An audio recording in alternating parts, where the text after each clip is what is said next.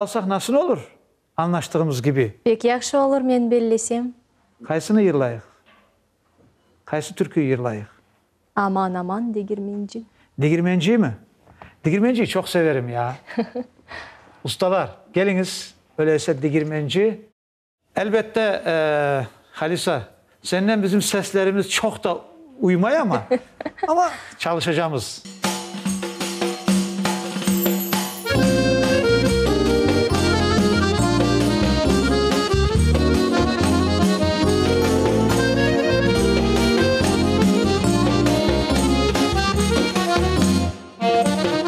Aman aman Degirmenci, canım kozum Degirmenci.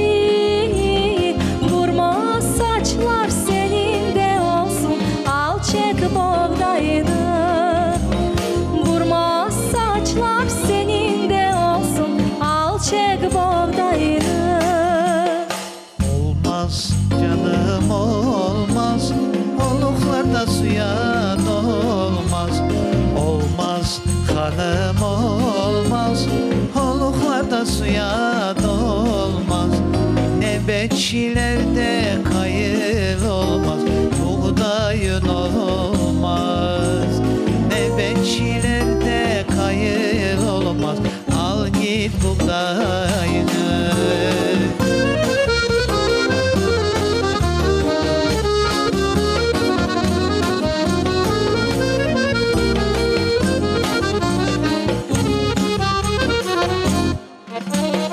Aman aman Degirmenci, canım kozum Degirmenci.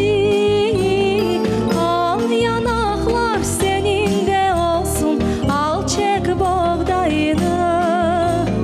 Al yanaklar senin de olsun, al çek buğdayını. Olmaz hanım olmaz, oluklarda suya dolmaz.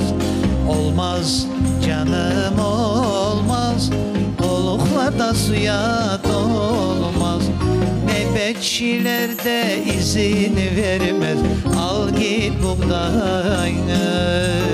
Nöbetçilerde kayıl olmaz, buğdayın olmaz.